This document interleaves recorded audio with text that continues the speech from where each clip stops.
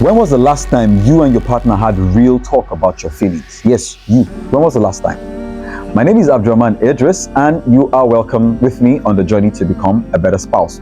Today we're going to be talking about communication.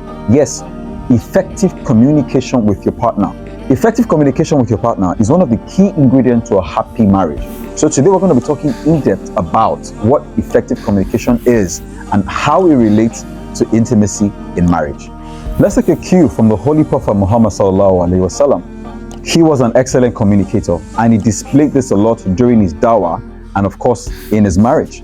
The Holy Prophet Muhammad sallallahu alaihi wasallam actively listened to his wives, he shared his thoughts, and they even talked about their needs. Communicating with your partner is a way to build the love and mercy that Allah has placed in between you. Remember Surah Rum, Quran chapter 30 verse 21. Now, why do most couples struggle with communication? Oftentimes, we assume that our partner should just know what's wrong. They are not mind readers. Express yourselves. At times, you experience disappointment in the other room and you're too shy to talk about it, and you expect your partner to just know. At times, it's something that happened at work. At times, it's something that they did without realizing it. You should learn to talk to your partner. Of course, I'm aware that at times, talking about it might feel like you're just letting them go off easy and you want to make them work for it. Yes, you can apply that a little bit, but be diplomatic about it. Too much of everything is really bad. So even if you're not going to verbally communicate it with your partner, you need to be strong with your non-verbal cues, because the more you let the silence grow between the both of you, like I said, human beings were prone to compensatory mechanism. They might be drawn elsewhere. So your strategy to punish them might be counterproductive.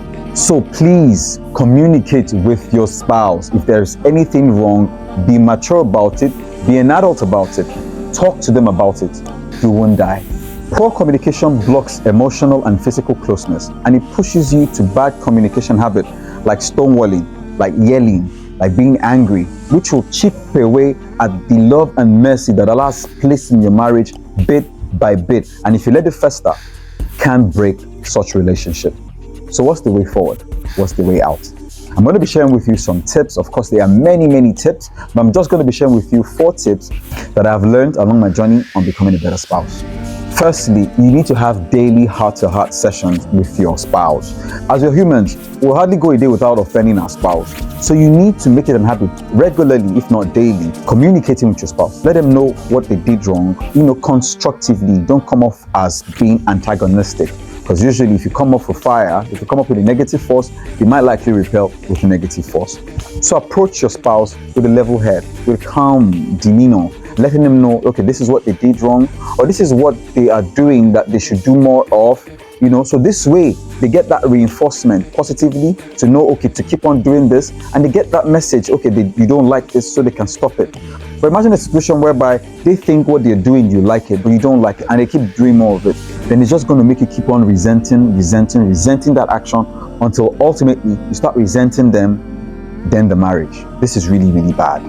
Number 2, while trying to communicate their flaws to them, instead of coming off too strong, you can come off soft by using statements like, I feel when I ask you of this, you don't do this. I feel when I talk to you about this, you don't do that.